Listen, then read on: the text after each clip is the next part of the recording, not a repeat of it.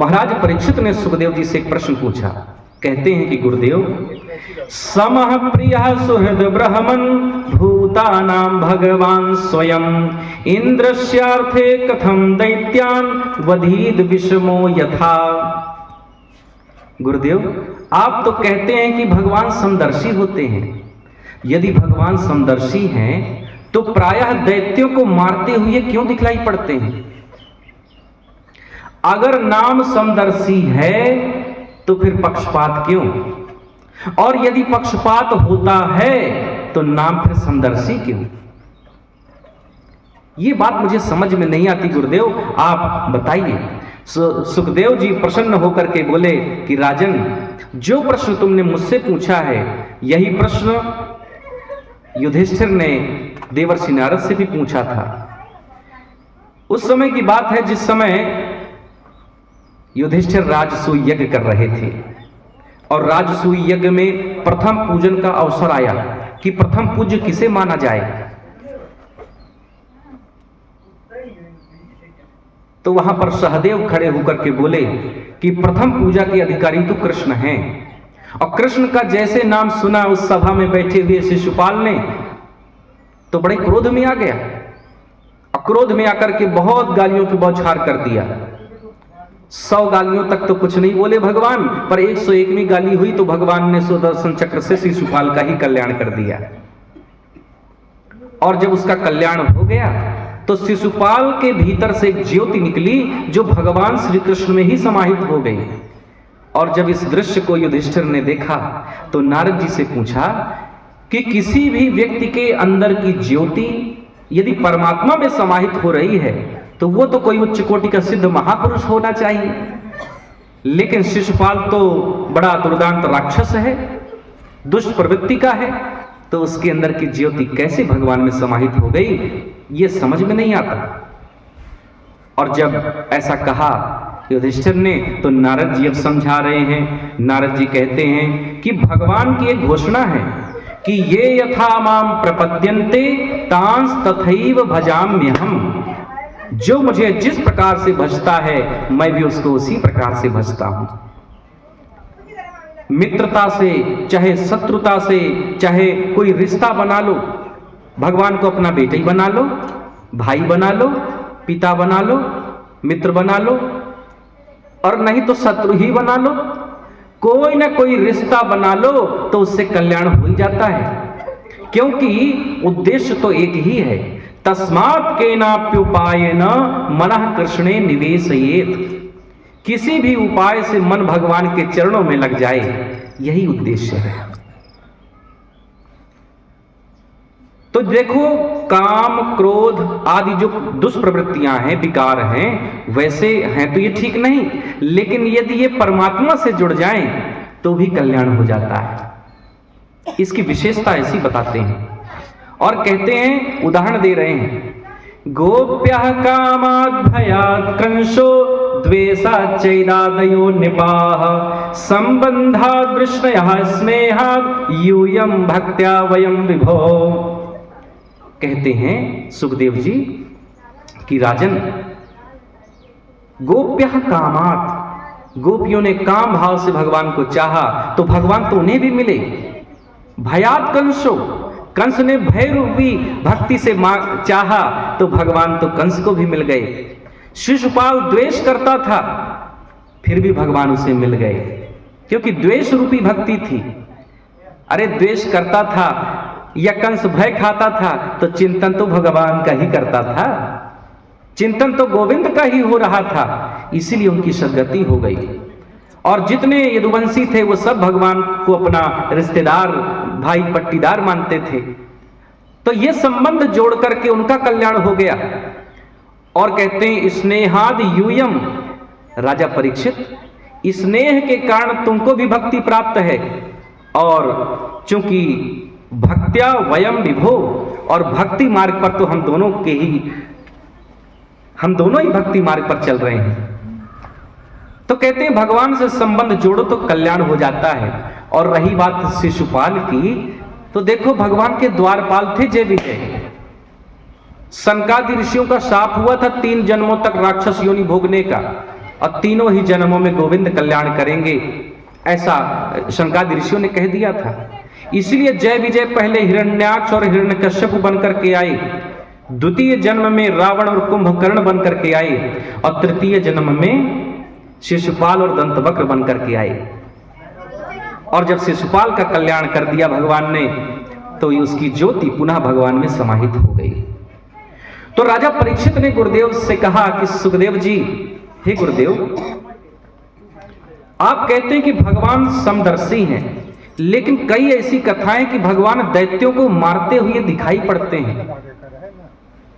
तो क्या दैत्य ही भगवान के वैरी हैं? दैत्य ही भगवान के शत्रु हैं? तो भगवान ने कहा नहीं। सुखदेव जी ने कहा नहीं राजन, ऐसी बात नहीं है। देखो, भगवान को जानने वाले, भगवान की महिमा को समझने वाले 12 भागवत हैं, जो भागवत धर्म की महिमा को जानते हैं। और उन 12 भक्तों में, 12 भागवतों में 2 तो दैत्य हैं, एक है राजा बलि और दूसरे हैं प्रहलाद। तो भगवान ने तो इन पर भी कृपा करी, दैत्य कुल के होने पर भी।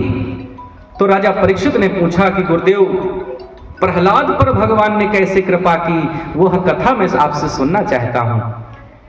तो सुखदेव जी कह रहे हैं कि राजन, जिस समय पर भगवान ने वाराह का रूप धारण करके हिरण्याक्ष का कल्याण कर दिया था, तो हिरण्याक्ष का ही भाई था हिरण्यकश्यप, तब से भगवान से बड़ा ईर्ष्या करने लगा था कि मेरे भाई को मार दिया इस विष्णु ने, नारायण ने। तब से इतनी शत्रुता मानने लगा कि अब बदला लेने की भावना उसके अंदर आ गई, और बदला लेने की भावना से उसने मंदराचल पर्वत की ओर प्रस्थान किया, और वहां जाकर के ब्रह्मा जी की खूब घोर आराधना करने लगा। ओम ब्रह्मणे नमः, ओम ब्रह्मणे नमः, ओम ब्रह्मणे नमः। और 36,000 वर्षों तक बड़ा कठोर तप किया था उसने। उसका तप तो इतना कठिन था, ऐसा कठोर था कि कहते हैं कि पूरे शरीर में दीमक लग गई थी। और जब 36,000 वर्षों की तपस्या पूरी हुई, तो ब्रह्मा जी प्रसन्न हो गए। प्रसन्न होकर के प्रकट हुए और बोले, वरम ब्रूहि, वरम ब्रूहि, वरदान मांगो, क्या वरदान चाहते हो? हिरण्यकश्यप ने कहा, हे ब्रह्मदेव, मुझे अमर बना दीजिए। ब्रह्मा जी ने कहा कि हम तो स्वयं अमर नहीं है, तुम्हें कहां से अमर बना दें? अमर बनाने की क्षमता तो हमारे अंदर नहीं है। हिरण्यकश्यप ने कहा कि अगर अमर नहीं बना सकते तो अमर जैसा कुछ बना दीजिए। बोले, कहना क्या चाहते हो? तो उसने ऐसे ऐसे वरदान मांगे कि देखने में तो लग रहे थे कि जैसा बिल्कुल अमर जैसा ही हो गया। उसने वरदान मांगा पहला कि न मैं भीतर मरूं न बाहर मरूं। दूसरा वरदान ब्रह्मा जी से मांगता हिरण्यकश्यप न कि न ऊपर मरूं न नीचे मरूं। तीसरा वरदान मांगता है कि न दिन में मरूं न रात में मरूं। चौथा वरदान मांगता है कि न अस्त्र से मरूं न शस्त्र से मरूं। फिर इसके बाद वरदान मांगता है कि न मनुष्य से मरूं न जानवर से मरूं। फिर इसके बाद मांगता है कि विधाता ब्रह्मा, मैं आपके द्वारा बनाई गई सृष्टि में किसी से न मरूं। जिसको जिसको आपने रचा है उससे मैं किसी से न मरूं। और जब 6 वरदान मांग लिए तो सोचा कि कहीं कोई कमी ना रह जाए, तो इसलिए अंतिम 7वां वरदान भी मांग लिया। बोले, 6 की लिस्ट तुम्हारी पूरी नहीं हुई अभी? बोले, एक और दे दीजिए। क्या देना चाहते, क्या मांगना चाहते हो? हिरण्यकश्यप ने कहा कि 12 महीनों में मैं किसी महीने में ना मरूं। अब ब्रह्मा जी तो थोड़ा सोचने लगे, लेकिन सोचते हुए फिर ब्रह्मा जी कहते हैं कि ताते में दुर्लभा पुंसाम यान वृणी से वरानमम तथापि वितराम्यंग वरान यदपि दुर्लभान। कहते हैं कि हिरण्यकश्यप, यद्यपि तुम्हारे द्वारा मांगे गए जो वरदान हैं वो सभी दुर्लभ हैं, लेकिन तुम्हारे द्वारा की गई तपस्या भी बहुत दुर्लभ है। इसलिए प्रसन्न होकर के तथास्तु कह दिया। और जब तथास्तु कह दिया तो हिरण्यकश्यप तो अपने आप को अमर ही मानने लगा और अमर मान करके अब वहां से चला दिग्विजय करते हुए, सभी राजाओं पर विजय प्राप्त करते हुए बोला कि इन देवताओं को भी मैं बंदी बना करके अपने यहां रख लूंगा। तो देवताओं पर भी विजय प्राप्त करने लगा, देवताओं को भी परास्त करने लगा और सभी देवताओं को बंदी बना के ले आया अपने राजमहल में। इंद्र से झाड़ू लगवाने लगा, वरुण देवता से बोला पानी भर के लाया करो मेरे घर में। सारे देवता दास्ता करने लगे हिरण्यकश्यप की। तो सभी देवता रोते हुए भगवान के पास पहुंचे और भगवान से निवेदन किया कि प्रभु इस राक्षस से हमें मुक्ति दिलाइए, ये तो बहुत तकलीफ दे रहा है, संसार के लिए ठीक नहीं है। जब अपना निवेदन सब देवताओं ने किया तो फिर भगवान बोल पड़ते हैं, मां भयष्ट विबुध श्रेष्ठा सर्वेषां भद्रमस्तु वः। तुम लोग चिंता मत करो, घबराओ मत, समय की प्रतीक्षा करो, हम तुम्हारा सभी का कल्याण करेंगे, केवल समय की प्रतीक्षा करो। ऐसा कहकर के भगवान ने जब कहा तो सभी ने प्रणाम किया और वापस आ गए। समयानुसार जब समय आगे बढ़ा तो हिरण्यकश्यप के 4 पुत्र पैदा हुए, आहलाद, अनुहलाद, सहलाद और चौथा है प्रहलाद। 4 बेटा पैदा हुए। तो बंधुओं एक बात मैं आपसे कहूं, वैसे भागवत में तो ये उल्लेख नहीं है, लेकिन मुझे अवसर मिला विष्णु पुराण और नृसिंह पुराण को पढ़ने का, तो वहां पर एक कथा मैंने पाई।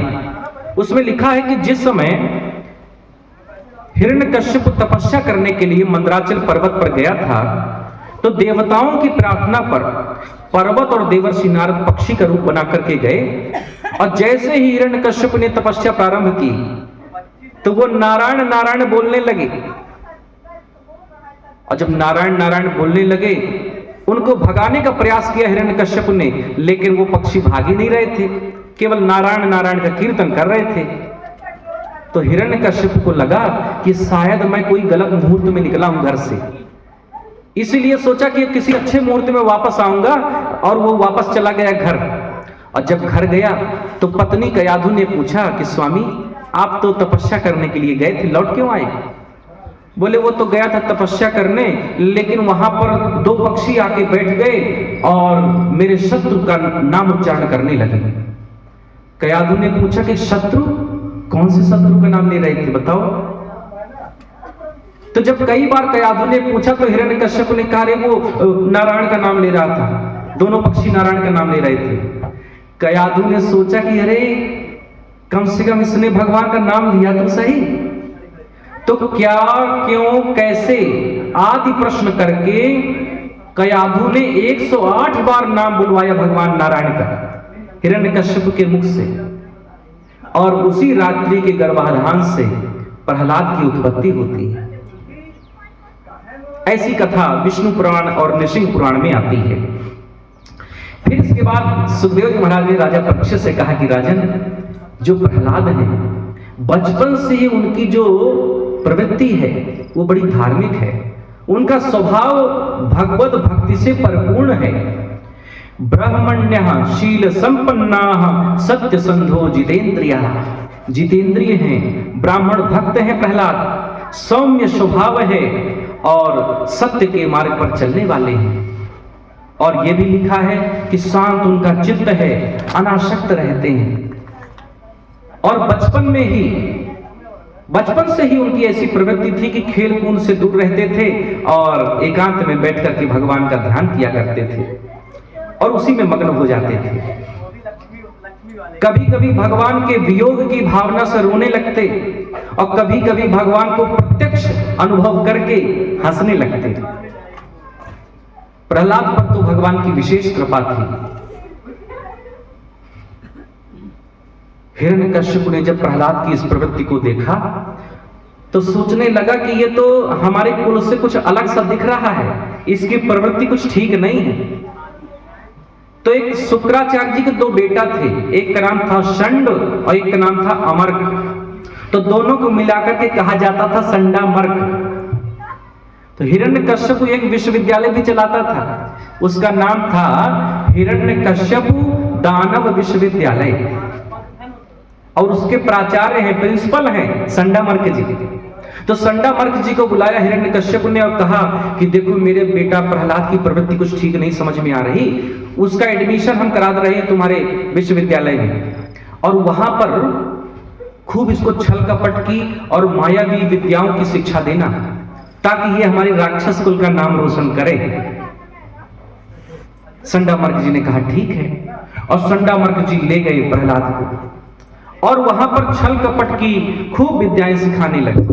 लेकिन प्रहलाद का मन तो लगता ही नहीं था। वो तो किसी तरह से कक्षा का समय पास कर लेते, समय निकाल लेते, काट लेते और बाहर आकर फिर प्रभु का चिंतन करने लगते। एक दिन हिरण्यकश्यप पहुंच गया विश्वविद्यालय, और पहुंच करके जैसे कि जब माता पिता बच्चों को पढ़ने के लिए भेजते हैं तो कभी तो मन करता है कि चल के देखें बच्चा हमारा कैसा पढ़ रहा है। तो हिरण्यकश्यप भी गया और जाकर के जब वहां पहुंचा, प्रहलाद को देखा तो प्रसन्न हो गया, गोद में उठा लिया प्रहलाद को और बोले बेटा कैसी चल रही है तुम्हारी पढ़ाई, कैसा लगता है यहाँ, और गुरुजी अच्छा पढ़ाते हैं, और जो तुमने पढ़ा होगा इतने दिनों में और जो तुम्हें सबसे अच्छा लगा हो तो आज मुझे सुना दो। अब वो पिता की भावना से पूछने लगे तो प्रहलाद जी बोल पड़ते हैं कि पिताजी ये जो गृहस्थ जीवन है ये अंधकूप के समान है। कुआं में यदि कोई व्यक्ति गिर भी जाए तो कदाचित वो बच भी सकता है, लेकिन अंधकूप में गिरा हुआ व्यक्ति बचता नहीं है। और पिताजी घर में तो देखो किसी को वैराग्य होता नहीं है, और यदि किसी को थोड़ा मोड़ा वैराग्य हो भी जाए तो ये घर गृहस्थी वाले ही उसको वैरागी नहीं बनने देते, भगवान का भजन नहीं करने देते और घसीट करके इसी में ले आते हैं, गृहस्थ में ही। इसीलिए पिताजी वनम गतो यद्धर्माश्रयेतो, इसीलिए हमारा कर्तव्य है कि हम वन में जाएं और भगवान हरि का चिंतन करें, उनकी भक्ति करें। विद्वानों ने यहां पर वन का अर्थ वृंदावन किया है। वनम वृंदावनम गतः यतः श्री हरिम श्री कृष्णम आश्रयेत। यहां पर विद्वानों ने वन का अर्थ वृंदावन किया है। तो पिताजी सब हम लोगों का कर्तव्य है कि हम लोग वृंदावन को जाएं और भगवान का खूब भजन करें। इसके बाद प्रहलाद ने कहा पिताजी सारा संसार राग द्वेष ईर्ष्या छल कपट इन्हीं विकारों से भरा हुआ है और सारा संसार ही स्वार्थी है पिताश्री। सुर नर मुनि सब कै यह रीति, अस्वार्थ लाग करहि सब प्रीति। सब ये स्वार्थ से ही सारा संबंध और सारा संसार बना हुआ है। इसलिए पिताजी मुझे तो ऐसा लगता है कि निस्वार्थ प्रेमी तो केवल परमात्मा है। पिताश्री निस्वार्थ प्रेमी तो केवल परमात्मा ही है, इसलिए हम लोगों को परमात्मा की ही शरण लेनी चाहिए। अब ये प्रहलाद जी बोल रहे थे और उधर हिरण्यकश्यप को इतना क्रोध आया कि बताओ मैं इसको मायावी और राक्षसी विद्या पढ़ने के लिए भेजा हूं और ये जो है भगवान की भक्ति की बातें कर रहा है। तो बहुत नाराज हो गया, लेकिन सोचने लगा कि बच्चे तो भोले भाले होते हैं, जैसा सिखा दो जैसा पढ़ा दो वैसा बोलने लगते हैं, तो इसमें इसकी कोई गलती नहीं है। तो इसलिए बेटा प्रहलाद से कहा हिरण्यकश्यप ने कि बेटा जाओ तो अपने गुरुजी को थोड़ा हमारे पास भेजना, हम उनकी क्लास लेंगे। तो जब आचार्य संडामर्क आए तो हिरण्यकश्यप ने खूब फटकार लगाई कि कैसे पढ़ा रहे हो हमारे बच्चे को, अरे उसे तो राक्षस कुल का नाम रोशन करना है और तुम भगवान की भक्ति की बातें सिखाते हो। तो संडामर्क जी ने कहा कि नहीं महाराज ये हमारी गलती नहीं है, हम तो इसको कुछ ऐसा नहीं सिखाते हैं। बोले आगे से ध्यान रखना, ये उटपटांग बातें मत सिखाना और ये सीखने ना पावे इसका ध्यान रखना। ऐसा कहकर के हिरण्यकश्यप वापस चला गया और संडामर्क जी ने बुलाया प्रहलाद को और सोचे कि एकदम से डांटना नहीं चाहिए, तो प्रेम से पहले पूछने लगे। संडामर्क जी कहते हैं वत्स प्रहलाद भद्रम ते सत्यम कथय मामृषा बालानति कुतस्तुभ्यम एष बुद्धिर्विपर्ययः। प्रहलाद से कहा संडामर्क जी ने कि बेटा प्रहलाद तुम सही सही बता दो, तुम्हारी ये उल्टी बुद्धि किसने कर दी है? तुम्हारी बुद्धि ये उल्टी हो कैसे गई? तो प्रहलाद ने कहा कि गुरुजी, मैं परमात्मा की उस दिव्य माया को प्रणाम करता हूं कि जिस दिव्य माया के चलते भगवान के ही भक्ति की और जीवों के कल्याण की बात को कहने वाले व्यक्ति को लोग उल्टी बुद्धि वाला कहते हैं। मैं भगवान की उस माया को प्रणाम करता हूं। और फिर से जब भक्ति की बातें करे तो संडा मार्ग जी को भी क्रोध आ गया। बोले कि अरे तू हमसे पढ़ने आया है कि पढ़ाने? अरे लाओ तो छड़ी, अभी इसकी अकल ठिकाने लगाते हैं। दैत्य चंदन वने जातोयं कंटक द्रुमः, दैत्य रूपी चंदन वन में तू कहां से कटीला वृक्ष पैदा हो गए? डांटने लगे और बोले आगे से ये गलती नहीं होनी चाहिए। सुखदेव जी ने राजा परीक्षित से कहा कि राजन, ये गुरुजी नहीं डांट रहे हैं, ये मास्टर जी डांट रहे हैं। हाँ, गुरुजी में और मास्टर जी में अंतर होता है। जो मास्टर जी होते हैं वो पढ़ाते हैं और पढ़ाने की फीस लेते हैं, और जब फीस लेते हैं तो जो फीस देता है उसकी इच्छा के अनुरूप कार्य करते हैं, और जैसा उस पैसा देने वाले व्यक्ति को पसंद है वैसा आचरण करते हैं, उसको खुश करने का प्रयास करते हैं। लेकिन गुरुजी ऐसे नहीं होते। गुरुजी तो गलती देख करके डांट दिया करते हैं। उनको इससे मतलब नहीं है कि सुनने वाला प्रसन्न हो कि ना प्रसन्न हो। इसलिए अंतर है। समय फिर धीरे धीरे बीतने लगा। संडा मार्ग जी मायावी विद्या सिखाने का प्रयास प्रहलाद को करने लगे, और जब गर्मी की छुट्टियों का समय आया तो संडा मार्ग जी ने सोचा कि प्रहलाद को उसके घर में छोड़ दिया जाए। तो बोले बेटा प्रहलाद चलो, अब छुट्टियां हो गई हैं, तुम्हारे घर हम तुमको छोड़ देंगे। तो प्रहलाद को छोड़ दिया घर में। माता कयाधु प्रसन्न हो गई प्रहलाद को देख कर कि बेटा पढ़ लिख करके आया है छुट्टियों में घर में। तो बढ़िया सुंदर सुंदर स्नान कराया, बढ़िया सुंदर वस्त्र पहनाए और बढ़िया श्रृंगार किया। और फिर माता कयाधु कहती है बेटा से कि बेटा जाओ पिता को प्रणाम करो। बंधुओं, शास्त्रों की मर्यादा है कि किसी भी बच्चे की प्रथम गुरु तो उसकी मां होती है। इसीलिए मां का रोल ज्यादा है। मां जैसा सिखाती है बच्चों में उसका संस्कार ज्यादातर पड़ता है। इसलिए माताओं को विशेष रूप से ध्यान रखना चाहिए। कयाधु ने कहा कि पिता को प्रणाम करो।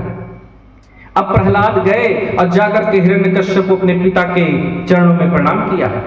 हिरण्यकश्यप ने जब बेटा प्रहलाद को देखा तो प्रसन्न हो गया। सोचे कि 1 वर्ष की पढ़ाई तो पूरी कर लिया है, अब तो कुछ सीख करके ही आया होगा। तो ये प्रसन्नता से उसने फिर से गोद में उठा लिया और बोला बेटा बहुत दिनों बाद देखा हूं तुम्हें, बहुत अच्छा लगा। अच्छा आज तुम सुनाओ, क्या याद करके आए हो, क्या पढ़ा है तुमने विद्यालय में, बताओ। जब ये पूछने लगा हिरण्यकश्यप तो प्रहलाद जी इस बार नवधा भक्ति सुनाने लगे। श्रवणम कीर्तनम विष्णो स्मरणम पाद सेवनम अर्चनम वंदनम दास्यम सख्यमात्म निवेदनम। पिताजी 9 प्रकार की भक्ति होती है। श्रवणम भगवान की कथा सुनना, कीर्तन करना, भगवान का स्मरण करना, पूजा करना, दास बन जाना और भगवान को अपना सर्वस्व समर्पण कर देना। इस प्रकार की 9 प्रकार की भक्तियां होती हैं। देखो राम जी ने भी तो माता सबरी को बताई थी नवधा भक्ति, वैसे मिलती जुलती हैं, क्रम में थोड़ा अंतर है। प्रहलाद ने कहा पिताजी मुझे ऐसा लगता है कि ये जो 9 प्रकार की भक्ति है, यदि किसी से 9 प्रकार की भक्ति ना आ पावे कोई बात नहीं, यदि एक प्रकार की भक्ति भी जीवन में आ गई है तो जीव का कल्याण हो जाता है। इसलिए पिताजी हम लोगों का कर्तव्य है कि भगवान की भक्ति के ही मार्ग पर आगे बढ़े।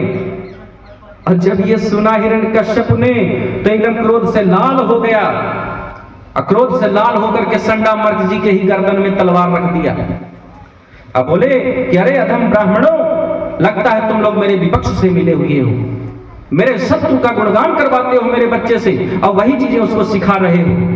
संडामर्क थर-थर कांपने लगे और कांपते हुए बोले कि महाराज, हम सौगंध खाते हैं, हमने ऐसा कुछ नहीं किया है, हमने कुछ नहीं सिखाया है।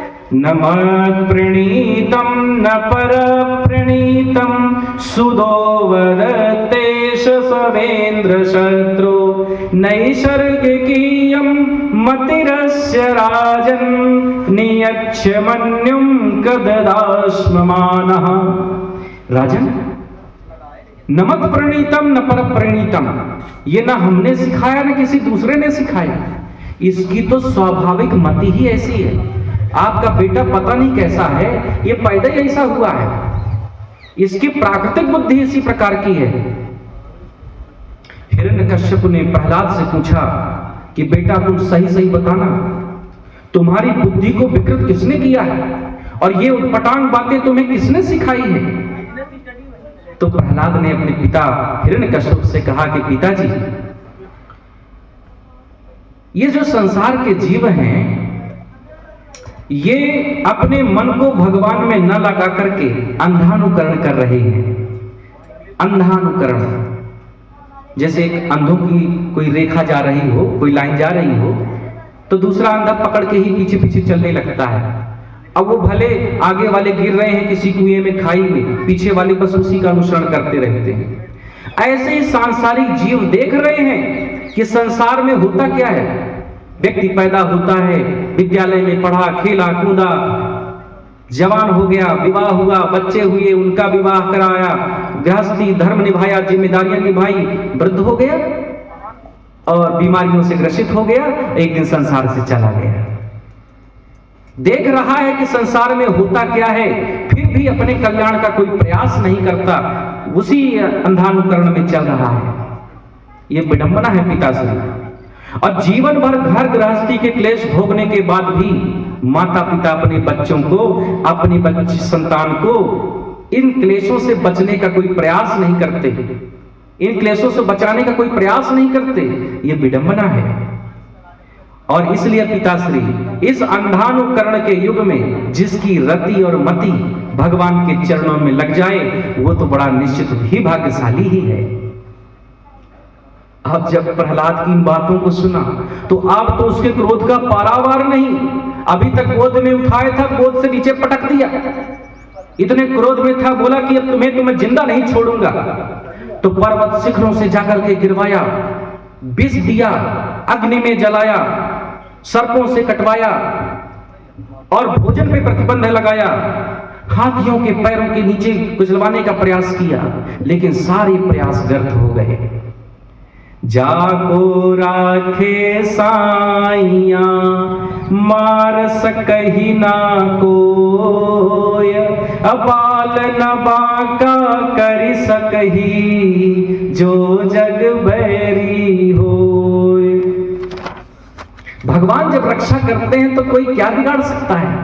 इतने सारे मारने के प्रयास किए, फिर भी सब व्यर्थ। होलिका देवी भी आई थी जलाने के लिए, लेकिन जल करके स्वयं राख हो गई, पर प्रहलाद को कोई फर्क नहीं पड़ा।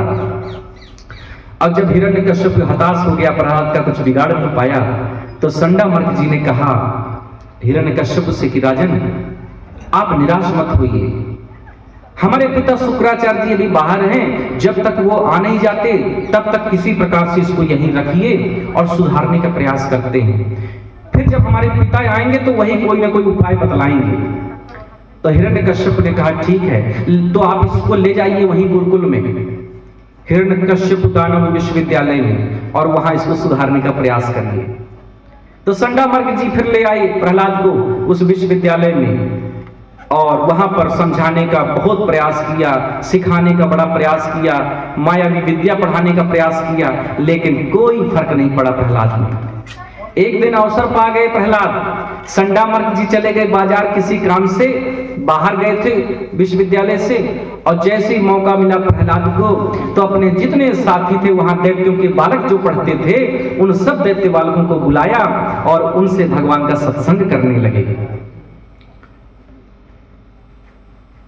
प्रहलाद ने अपने साथियों से कहा, दैत्य बालकों से कहा कि कौमार आचरे प्राज्ञो धर्मान भागवतान्यो दुर्लभम मानुषम जन्मो तदप्य दुर्मथर्थदम। बंधुओं, ये मनुष्य जन्म दुर्लभ है। भगवान की विशेष कृपा से ही ये मनुष्य का जन्म मिला है। इसलिए मानव जीवन की सफलता तो केवल यही है कि भगवान के चरणों में मन लग जाए और उनको ही अपना सर्वरक्षक माना जाए। तो इसलिए कुमारावस्था से ही भक्ति करनी चाहिए, युवावस्था से ही करनी चाहिए, क्योंकि भगवान ही संपूर्ण प्राणियों के सुहृद हैं, प्रियतम हैं और स्वामी हैं। युवावस्था से ही, शुरुआती दौर से ही भक्ति मार्ग का आलंबन लेना चाहिए। तो सब दैत्य बालकों ने, मित्रों ने पूछा प्रहलाद से कि मित्र, हमने तो सुना है कि ये उम्र कमाने की है और ये भजन पूजा पाठ तो सब बुढ़ों का काम है, हमने तो ऐसा सुना है। तो फिर प्रहलाद जी बोल पड़ते हैं कि सुख में इंद्रियकम दैत्या देह योगेन देहिनाम सर्वत्र लभते देवाद्यथा दुख में यत्नतः। अरे मित्रों, सुख और दुख की प्राप्ति के लिए कोई प्रयास नहीं करना पड़ता। प्रारब्ध के अनुसार सुख और दुख तो जीव को प्राप्त हो ही जाते हैं। प्रयास किया जाता है आत्म कल्याण के लिए, अपनी सद्गति के लिए प्रयास किया जाता है। और रही बात बुढ़ापे की, तो पता है तुमको बुढ़ापे में होता क्या है? आंख में तनेगा ज्वाला, नाक से बहेगा नाला और लाठी से पड़ेगा पाला। यही तो होता है बुढ़ापे में। तो बुढ़ापे में क्या भजन पूजन कर पाओगे? और अगर उम्र की बात है तो कोई गारंटी है कि तुम बुढ़ापे तक पहुंचोगे? अगर कोई ये सोचे कि अरे युवावस्था में अभी हमको क्या करना है भजन पूजन करके, कथा सुन के, फिर बुढ़ापे में करेंगे, तो बुढ़ापा किसने देखा और बुढ़ापा आएगा कि नहीं आएगा इसकी क्या गारंटी है? इसलिए मुझे ऐसा लगता है कि जब तक रहेगी जिंदगी फुर्सत न होगी काम से, कुछ वक्त ऐसा निकालो प्रेम कर लो राम से। जीवन जब तक है काम कभी समाप्त नहीं होते, एक के बाद एक कार्य बने ही रहते हैं। इसलिए व्यस्ततम दौर में भी भगवान के लिए समय निकालो, भजन का समय निकालो, सद्गति के लिए प्रयास करो और मोह से दूर रहो। प्रहलाद ने दैत्य बालकों से कहा कि ये मोह ही सारी समस्याओं की जड़ है। अगर आप चिंतन करें, जो भी आपके जीवन में दुख है, तकलीफ है, अगर उसकी बहुत गहराई में आप जाएंगे तो मोह ही एक कारण समझ में आएगा। मोह सकल व्याधिन कर मूला, अतिन ते पुनि उपजहि बहुशूला। मोह ही सारी व्याधियों की जड़ है। इसलिए संसार की सारी आसक्तियों को त्याग करके नारायण की शरणागति ले लो और भगवान ही संपूर्ण जगत की आत्मा है, वो सर्वत्र व्याप्त है, उन्हीं का चिंतन करो। अब भगवान ने तो कहा है कि तस्मात् सर्वेषु भूतेषु दयाम कुरुत सौहृदम। चूंकि भगवान ही सब में व्याप्त हैं, तो सब में परमात्मा का दर्शन करना चाहिए और सभी के प्रति दया की भावना रखनी चाहिए, तो भगवान जल्दी ही प्रसन्न हो जाते हैं। तो दैत्य बालकों ने प्रहलाद से कहा कि मित्र, ये जो बातें तुम हमें सुना रहे हो, ये तो गुरुजी ने कक्षा में कभी नहीं पढ़ाया, तुमने कहां से पढ़ लिया? हम भी तो तुम्हारे साथ पढ़ते हैं, पर हमने तो कभी ऐसा नहीं सुना। अब देखो, गुरुजी से पूछने में संकोच लगता है, पर मित्र से पूछने में तो कोई संकोच नहीं। इसीलिए सारे दैत्य बालक प्रहलाद जी से पूछ रहे हैं। और प्रहलाद ने अपने गर्भ के समय की कथा सुना दी। बताते हैं कि मैंने कहां से सीखा ये भगवत भक्ति का संस्कार। कहते हैं कि जिस समय मेरे पिता मंदराचल पर्वत पर तपस्या करने के लिए गए थे, उस समय मैं अपनी मां कयाधु के गर्भ में था। इंद्र को यह मालूम चल गया कि कयाधु गर्भवती है, तो इंद्र ने सोचा कि ये भी आगे चलकर राक्षसी बनेगा, तो क्यों ना गर्भ में इसको मार दें। तो इंद्र मुझे मारने के लिए आया था, लेकिन देवर्षि नारद आए और डांट डपट करके भगा दिया इंद्र को। और मेरी माँ कयाधु से कहा कि बेटी, जब तक तुम्हारे पति तपस्या करके घर लौट नहीं आते, तब तक यदि तुम चाहो तो हमारे आश्रम में रह सकती हो, और चिंता मत करो, इंद्र आदि कोई परेशान नहीं करेंगे। तो देवर्षि नारद के कहने पर उनके आश्रम में चली गई मेरी माता कयाधु और वहां पर रहने लगी। और देवर्षि नारद तो प्रतिदिन भागवत धर्म का उपदेश करते थे, भगवान की भागवत की कथा सुनाते थे मेरी माता को। और माता के गर्भ में मैं पल रहा था, तो उस समय पर मैंने भगवान की कथा सुनी, भागवत धर्म को सुना, और वही संस्कार मित्रों बचपन में मेरे मन में आगे गए थे, गर्भ से ही वो संस्कार आ गए। इसीलिए जब मैं पैदा हुआ और जब मेरे समझ आई, तो बचपन से ही भगवान की भक्ति की ओर मेरा मन आकृष्ट हो चुका था। इससे ये भी शिक्षा मिलती है बंधुओं कि जब गर्भ में बच्चे होते हैं, उस समय का जैसा परिवेश होता है, जैसा वातावरण होता है, उसका प्रभाव जरूर पड़ता है बच्चों पर। इसीलिए जब गर्भवती कोई महिला हो तो उसे अच्छे सत्संग के ही वातावरण में रहना चाहिए।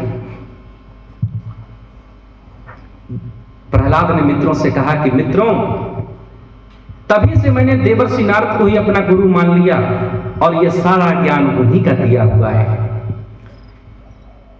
जब इतना सुंदर उपदेश दिया प्रहलाद ने, तो जितने दैत्य बालक साथी थे उन्होंने कहा कि प्रहलाद, कभी कभी तो तेरी बातें सुन करके तेरे साथ भक्ति करने का मन करता है, खूब भजन कीर्तन करने का मन करता है, और कीर्तन करते करते तो कभी कभी नाचने का मन करता है। तो प्रहलाद ने कहा कि रोका किसने, चलो कीर्तन करें।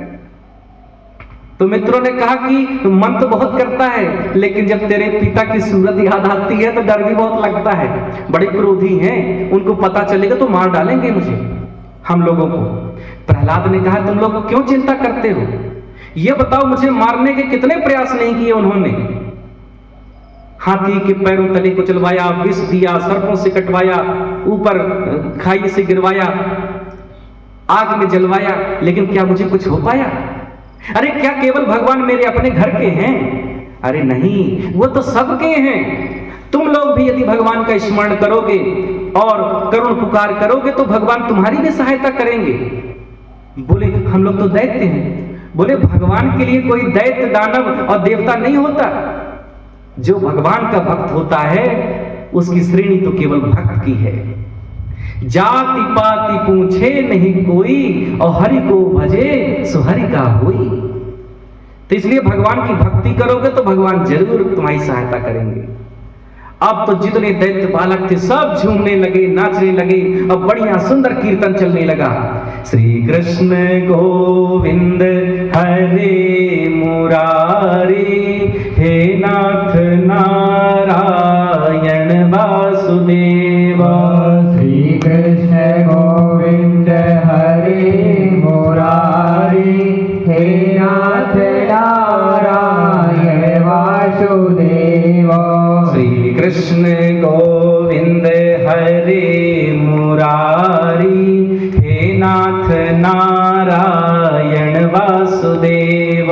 श्री कृष्ण गोविंद हरे मुरारी, हे नाथ नारायण वासुदेव। हे नाथ नारायण वासुदेव, हे नाथ नारायण वासुदेव। हे नाथ नारायण वासुदेव। प्रेम से बोलो। हे नाथ नारायण वासुदेव। श्री कृष्ण गोविंद हरे मुरारी, हे नाथ नारायण वासुदेव। श्री कृष्ण गोविंद हरे मुरारी, हे नाथ नारायण वासुदेव। गोपाल मेरी यही प्रार्थना है, गोपाल मेरी यही प्रार्थना है। गोपाल मेरी यही प्रार्थना है।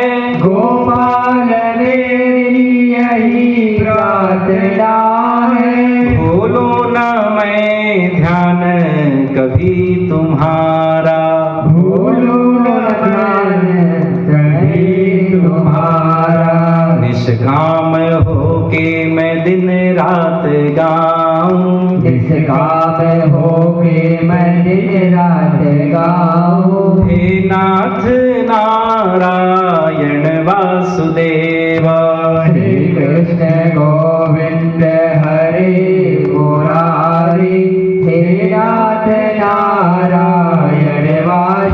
वासुदेवा। माता यशोदा हरि को जगावे, माता यशोदा हरि को जगावे। माता यशोदा हरि को जगावे, माता यशोदा हरि को जगावे। गोपाल जागो अब नैन खोलो, गोपाल जागो अब नैन खोलो। गाय रमाती हरि को पुकारे, गाय रमाती हरि को पुकारे। गाय रमाती हरि को पुकारे, गाय रमाती हरि को पुकारे। हे नाथ नारायण वासुदेव, श्री कृष्ण गोविंद हरे मुरारी। हे नाथ नारायण वासुदेवा। देखो बंधुओं, अब पिछले 4 दिनों से हम समझाते आ रहे हैं और मैं देख रहा हूं कि बहुत से लोग हैं जो बोलते ही नहीं, कीर्तन करते ही नहीं। अरे कोई टैक्स लगता है क्या उसमें? कहीं ऐसा तो नहीं हुआ कि देखो अटारी गांव में भागवत की कथा होने लगी तो जो यहां पर पाप रहता था वो पाप भागा, भगवान के पास पहुंचा। भगवान से कहा कि प्रभु बड़ा अन्याय है। बोले क्या हुआ? बोले कि अटारी गांव में मैं जने जमा करके रहता था, लेकिन अब भागवत की कथा वो नागौद से गुरुजी आ गए हैं, वो कराने लगे। अब मेरे रहने का स्थान नहीं है, मैं कहां जाऊं? आपके राज्य में कैसा अन्याय, आप तो समदर्शी हैं। भगवान ने कहा चिंता मत करो, तुम चले जाओ उस अटारी गांव में और जहां पर वो कथा हो रही है वहां पर वो कीर्तन कराते हैं गुरुजी। तो कई लोग नहीं बोलते तो तुम उन्हीं के मुंह में जाके बैठ जाना। हाँ, अब देखो अपना ध्यान कर रख लेना आप लोग। श्री कृष्ण गोविंद हरे मुरारी, हे नाथ नारायण वासुदेवा। श्री कृष्ण गोविंद हरे मुरारी, हे नाथ नारायण वासुदेवा। देहांत काले तुम सामने हो, देहांत काले तुम सामने हो। प्राणांत काले तुम सामने हो, प्राणांत काले तुम सामने हो। मुरली बजाते मन को रिझाते, मुरली बजाते मन को रिझाते। बंसी बजाते मन को लुभाते, बंसी बजाते मन को लुभाते। यही गीत गाते मैं तन नाथ त्यागूं, यही गीत गाते मैं तन नाथ त्यागूं। हे नाथ नारायण वासुदेवा। श्री कृष्ण गोविंद हरे मुरारी, हे नाथ नारायण वासुदेवा। वृंदावन बिहारी लाल की जय। पूरे विद्यालय में सब झूम रहे हैं, सब नृत्य कर रहे हैं, कीर्तन कर रहे हैं। इतने में संडामर्ग जी जो बाहर गए थे वो लौट करके आए और उनकी जैसी दृष्टि पड़ी उन पर तो बोले कि ये कोई छुआछूत की बीमारी फैल गई क्या? और पहले तो केवल प्रहलाद बीमार था, अब तो सारे के सारे बीमार हो गए। घबरा गए संडामर्ग, समझ में नहीं आया, सोचे कि कहीं मुझ पे ही छुआछूत की बीमारी न लग जाए, तो इसलिए दौड़ करके पहुंच गए हिरण्यकश्यप के पास और सारी बातें बतलाई कि महाराज वो कोरोना जैसी कोई बीमारी फैल गई है वहां विद्यालय में, एक से दूसरे से तीसरे फैल रही है। हिरण्यकश्यप क्रोध में आया और तुरंत पहुंच गया वहां और जाकर के जब सबको झूमते नृत्य करते कीर्तन करते हुए देखा तो हिरण्यकश्यप ने खूब जोर से अट्टहास किया। और जब खूब जोर से अट्टहास किया और जब सबने देखा कि हिरण्यकश्यप आ गया तो सब पूरा पांडाल सन्नाटे में बदल गया, सब घबरा गए क्या हो गया। और हिरण्यकश्यप के तो क्रोध का पारावार नहीं था। हिरण्यकश्यप ने प्रहलाद से कहा, प्रहलाद आज मेरे क्रोध से तुझे कोई नहीं बचा सकता, और गालियों की बौछार लगा दी, संस्कृत में गालियां दे रहा है। हाँ, कहता है, हे दुर्विनीत मंदात्मन कुल भेद कराधम स्तब्धम मच्छासनो धूतम निषेत्वादि यमक्षयम। ये संस्कृत की गालियां हैं। कहता है, हे दुर्विनीत कुल भेदी नराधम प्रहलाद, आज मेरे क्रोध से तुझे कोई नहीं बचा सकता। अरे मेरे क्रोध से तो तीनों लोग कांप जाते हैं, त्रैलोक कांपने लगता है, और तू किसके बल पे कूद रहा है? किसके बल पर तू निडर होकर मेरे सामने खड़ा है, बता। तो प्रहलाद ने कहा, न केवलम में भवतश्च राजन, केवल वो जिसकी बल की बात आप कर रहे हैं वो केवल मुझे ही नहीं बल्कि आपको भी बल देने वाले हैं। बोले कौन है वो? तो कहते हैं प्रहलाद कि सबई बलम बलिनाम च परेशान, जितने भी बल पराक्रम है संसार में वो सब उन्हीं से हैं। और मेरे प्रभु मुझे भी, आपको भी, पूरे संसार को बल देने वाले हैं। और आप जिन ब्रह्मा के वरदानों को अपना बल मानते हैं ना, मेरे प्रभु उस ब्रह्मा को भी बल देने वाले हैं। चराचर में वो व्याप्त हैं। और आप अपने आप को त्रैलोक विजयी मानते हैं। पहले अपने शरीर के अंदर जो शत्रु बैठे हैं, काम क्रोध लोभ आदि दुर्गुण हैं, पहले उनको तो जीतिए। जब प्रहलाद ने ऐसा कहा तो हिरण्यकश्यप बोला कि बोल, बहुत हो गया, बता तेरा भगवान है कहां जिसके दम पे तू निडर होके खड़ा है कहां, बता। प्रहलाद ने कहा, पिताजी ईशावास्मिदं सर्वम, मेरा प्रभु तो सर्वत्र व्याप्त है, हर जगह है मेरे प्रभु। आपने प्रश्न ही गलत पूछा है कि कहां है तेरा भगवान। आपको पूछना यह चाहिए कि कहां नहीं है भगवान। मेरे तो सब जगह है। तो सामने एक खंभा था।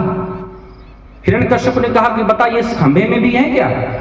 प्रहलाद ने कहा कि हां पिताश्री, इस खंभे में भी भगवान है। तो क्रोध में तो था हिरण्यकश्यप, गदा उठाया, जोर का प्रहार उस खंभ में किया, तो स्वयं नारायण नृसिंह रूप से वहां प्रकट हो गए। बोले नृसिंह भगवान की जय हो। सुखदेव जी कहते हैं कि सत्यम विधातुम निज भृत्य भाषितम, भगवान अपने भक्तों की कही गई बातों को सत्य सिद्ध कर देते हैं। अब भक्त के मुंह से निकल गया था कि इसमें भगवान है, इसलिए भगवान ने अपनी भक्त की वाणी को सत्य सिद्ध किया है। हरि व्यापक सर्वत्र समाना, अप्रेम ते प्रगट होई भगवाना। भगवान तो सर्वत्र व्याप्त हैं और वह तो केवल प्रेम से प्रकट होते हैं, भक्तों की भावना से प्रकट होते हैं। बंधुओं, जब ये कथा मैं सुनाता हूं तो एक बात मन में आती है कि ध्रुव जी भक्त हुए, प्रहलाद भक्त हुए, और उनकी भक्ति से, उनकी निष्ठा से भगवान को दर्शन उन्हें देना पड़ा। और आज हमारी क्या स्थिति है, थोड़ा चिंतन करें। सूर्य अनेक फिरे कण मांगत, पै पद शूर सुस्वाद कहाँ, पुनिताल मजीरा बजाती फिरे, पै मीरा मतवारी सी चाह कहाँ, सिया राम कथा कितनों ने लिखी, पै तुलसी जैसी मर्याद कहाँ, नृसिंह बसे प्रति खंभन में, पर काढ़न को प्रहलाद कहाँ। अरे आज भी भगवान हर खंभे में हैं, लेकिन उनको भगवान को प्रकट करने वाला आज प्रहलाद नहीं है। विडंबना तो इस बात की है। इसके बाद बंधुओं नृसिंह भगवान जब प्रकट हो गए, उन्होंने इतनी जोर की हुंकार लगाई कि जितने दैत्य थे सब मूर्छित हो गए। न मृगम न मानुषम, उनका स्वरूप ऐसा था कि न देखने से कोई कह सकता था कि ये मनुष्य है और न कोई कह सकता था कि जानवर है। सिंह का सिर और मनुष्य का भी था आधा हिस्सा, लेकिन इतने क्रोध से उन्होंने दहाड़ लगाई कि दैत्य जितने थे दैत्य वो सब मूर्छित हो गए और हिरण्यकश्यप भी कांपने लगा। भगवान ने जाकर के हिरण्यकश्यप को पकड़ा और ले गए तेहरी में और जाकर के अपनी गोद में रख लिया। और जब रख लिया बोले बोल क्या बोलता था। हिरण्यकश्यप ने कहा कि अच्छा तो प्रहलाद की सहायता के लिए आए हो लेकिन मुझे मार नहीं सकते। भगवान ने कहा क्यों नहीं मार सकते, क्यों ऐसा कहते हो। तो हिरण्यकश्यप ने कहा कि मुझे ब्रह्मा के वरदानों का बल है, ब्रह्मा ने मुझे ऐसे ऐसे वरदान दे रखे हैं कि उससे मेरे को कोई मार ही नहीं सकता। बोले क्या वरदान दिए हैं, बोलो तो सही। हिरण्यकश्यप ने कहा कि पहला वरदान है मेरे पास, न मैं भीतर मरूं न बाहर मरूं। नृसिंह भगवान ने कहा कि ध्यान से देखो, इसलिए तुमको देहरी में बैठाया हूं, न भीतर हो न बाहर हो। तो बोले दूसरा वरदान भी है क्या, न ऊपर मरूं न नीचे मरूं। अरे इसीलिए तो तुझको गोद में बैठाया हूं। हिरण्यकश्यप ने कहा कि तीसरा वरदान भी है कि न अस्त्र से मरूं न शस्त्र से मरूं। नृसिंह भगवान ने कहा देखो मुझे ध्यान से, मेरे पास कोई अस्त्र शस्त्र नहीं है, केवल ये मेरे बड़े बड़े नाखून हैं जो न अस्त्रों में आते न शस्त्रों में आते। तो बोला हिरण्यकश्यप की चौथा वरदान भी है, न दिन में मरूं न रात में मरूं। भगवान ने कहा कि ध्यान से देखो, ये संध्या काल का समय है, ना भी दिन है न रात है। तो बोला कि पांचवा वरदान भी है कि ना मनुष्य से मरूं न जानवर से मरूं। नृसिंह भगवान ने कहा कि ना मैं मनुष्य हूं ना मैं जानवर हूं। अब धीरे धीरे घबराने लगा हिरण्यकश्यप। बोला छठवां वरदान भी है। बोले क्या है, बोले गजब का वरदान है, ब्रह्मा की बनाई सृष्टि में मैं किसी से न मरूं। भगवान नृसिंह ने कहा कि अरे ब्रह्मा को तो हम बनाते हैं, ब्रह्मा थोड़ी हमें बनाता है। अब ये वरदान भी फेल हो गया। हिरण्यकश्यप बहुत घबराया, लेकिन बोला कि नहीं, सातवां वरदान भी है जो अंतिम में मैंने लिया था, और वो ऐसा वरदान है कि मुझे कोई मार ही नहीं सकता। भगवान ने कहा बताओ कौन सा वरदान था। मैंने तो हिरण्यकश्यप ने कहा मैंने मांगा था सातवां वरदान कि 12 महीनों में मैं किसी महीने में न मरूं। तो नृसिंह भगवान ने कहा कि जरा विचार करो, ये 12 महीनों में से कोई महीना नहीं चल रहा, ये अधिक मास चल रहा है, मलमास का महीना, ये मैं स्पेशल तेरे लिए बनाया हूं। और फिर भगवान ने अपने नाखूनों से उसके उदर को विदीर्ण कर दिया, हिरण्यकश्यप के अतड़ियां तक निकाल ली और उन अतड़ियों की माला पहन लिया और हिरण्यकश्यप का कल्याण हो गया। अब इसके बाद भगवान तो इतने क्रोध में आ गए, ऐसा लग रहा था कि त्रैलोक्य ही नष्ट हो जाएगा। भगवान के क्रोध को शांत करे कौन, पूरा त्रैलोक्य कांपने लगा, देवी देवता सब थर-थर कांपने लगे। ब्रह्मा जी को भी समझ में नहीं आ रहा कि शांत कैसे करें, लेकिन सबने विचार किया कि पति देव चाहे कितने भी क्रोधी क्यों ना हो, पर पत्नी को उन्हें मनाना आता है। हाँ, तो इसलिए चलो लक्ष्मी जी के पास चलते हैं, हम लोगों से तो संभलेंगे नहीं, पर पत्नी अपने पति को शांत करा देंगे। तो सब पहुंच गए लक्ष्मी जी के पास। बोले वो आपके पतिदेव बड़े क्रोध में हैं, चल के शांत करिए। लक्ष्मी जी ने कहा कि तुम लोग कैसी बात करते हो, हमारे स्वामी तो बड़े शांत रहने वाले हैं, उनको क्रोध तो कभी आता ही नहीं। शांताकारं भुजगशयनं पद्मनाभं सुरेशं विश्वाधारं गगनसदृशं मेघवर्णं शुभांगं लक्ष्मीकान्तं कमलनयनं योगभिर्ध्यानगम्यं वन्दे विष्णुं भवभयहरं सर्वलोकैकनाथं। लक्ष्मी जी ने कहा कि वो तो शांताकार हैं, शांत रहने वाले हैं। देवताओं ने कहा कि वो पहले की बात है, अभी तो चल के देखिए क्या स्थिति है। लक्ष्मी जी ने कहा चलो यदि क्रोध में आएंगे भी होंगे तो मैं उन्हें शांत करा दूंगी। बढ़िया से 16 श्रृंगार किया लक्ष्मी जी ने, और श्रृंगार करने के बाद सोने की थाली सजाई आरती करने के लिए, और बढ़िया पायलों की छम छम करती हुई आई भगवान के सामने और भगवान की सुंदर आरती करने लगी। तो आरती करने का भी नियम होता है बंधुओं। जब भी हम लोग आरती करते हैं भगवान की, तो भगवान के चरणों से प्रारंभ किया जाता है। पहले चरणों की आरती करो और फिर धीरे धीरे ऊपर उठते उठते अंत में मुख की आरती करनी चाहिए। तो लक्ष्मी जी आई तो पहले भगवान के चरणों की आरती करने लगी, और फिर धीरे धीरे ऊपर उठते उठते, और जब मुख के पास आई तो नृसिंह भगवान ने ऐसी जोर की दहाड़ लगाई कि लक्ष्मी जी थाली वाली पी के भागती नजर आई, भाग गई। देवता पीछे पीछे गए, बोले नहीं नहीं मुझसे नहीं संभलेंगे, मैंने तो अपने पति का ऐसा रूप कभी देखा ही नहीं, मैं नहीं शांत करा सकती, मेरे से कुछ नहीं हो पाएगा। अब देवता लोग सब हताश हो गए कि अगर ये पत्नी भी नहीं संभाल सकती तो इनको संभालेगा कौन, कौन शांत कराए।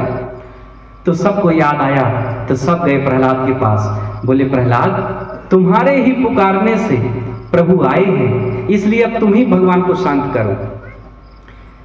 और देखो भगवान की कृपा शक्ति तो भगवान के चरणों में होती है। प्रहलाद गए और भगवान के चरणों में साष्टांग दंडवत लेट गए। तो जैसे अपना माथा रखा भगवान के चरणों में, तो कृपा शक्ति जागृत हो गई। और नृसिंह भगवान जो क्रोध में थे, जैसे ही चरणों में पड़े हुए प्रहलाद को देखा, उनका सारा क्रोध शांत हो गया, और प्रहलाद को उठाया और अपनी गोद में बैठा लिया। और फिर प्रहलाद से कहते हैं भगवान नृसिंह, श्रुत्वा त्वदात वचनम झटते प्रयातः क्षतव्यमं यदि मे समय विलंबः।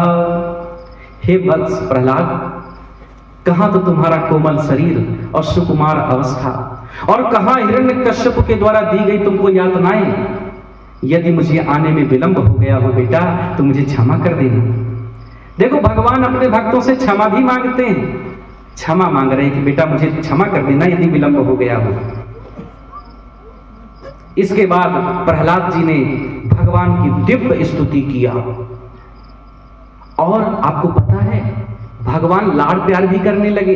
प्रहलाद को गोद में बैठाए थे, अब सोचे कि थोड़ा लाड़ प्यार कर लें तो कहीं नाखून न लग जाएं, इसलिए गदेलियों से खिलाने लगे प्रहलाद को, अपनी जीभ से चाटने लगे प्रहलाद को, और नेत्रों से ऐसे प्रेमाश्रु बहे कि पूरा प्रहलाद का सिर ही भीग गया।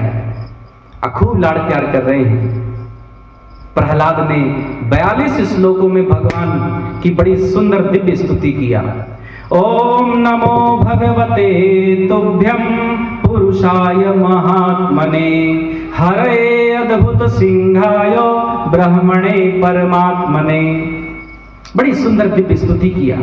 भगवान ने प्रसन्न हो गए। भगवान प्रसन्न होकर के बोले कि प्रहलाद, मैं तुमसे बहुत प्रसन्न हूं, तुम्हारा कल्याण हो।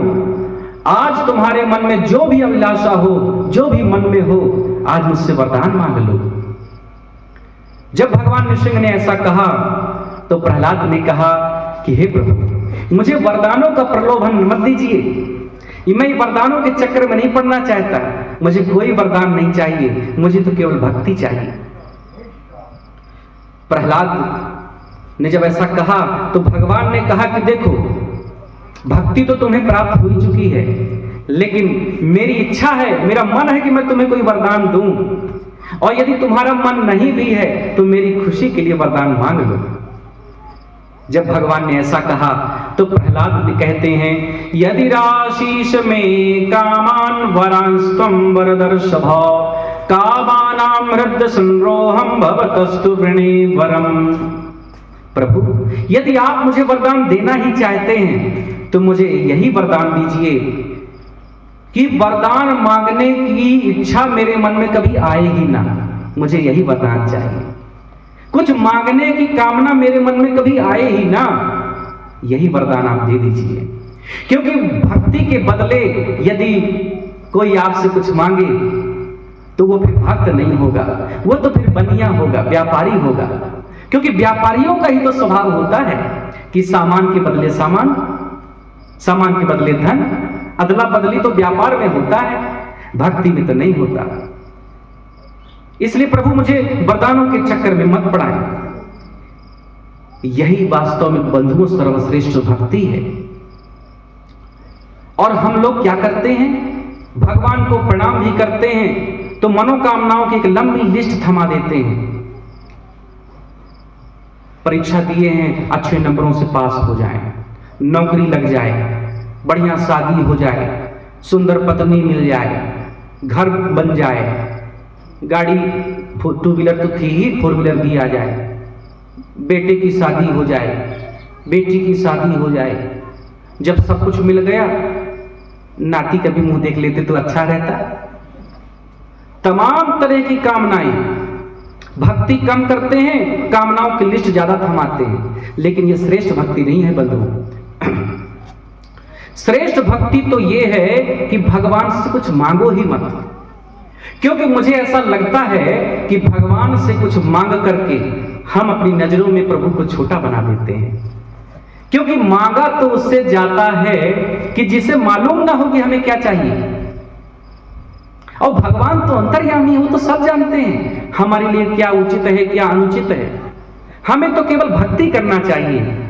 भगवान से प्रेम करो केवल प्रेम के लिए, भक्ति करो तो केवल भक्ति के लिए, और अपना जीवन का भार भगवान की ही चरणों में सौंप दो। उनके हाथों में जब सौंप दोगे तो भगवान हमारा भला ज्यादा समझते हैं। भगवान हमारे माता पिता हैं। जैसे बच्चा जब छोटा होता है, अबोध होता है, तो वह निश्चिंत रहता है कि मुझे किसी बात की चिंता नहीं, मेरे माता पिता मेरा ध्यान रखेंगे, चाहे भोजन की व्यवस्था हो, चाहे किसी बात की व्यवस्था हो। इसी प्रकार से भगवान को अपना माता पिता मान करके जब हम अपने जीवन का सारा भार उनके हाथों में सौंप देते हैं तो हम निश्चिंत हो जाते हैं।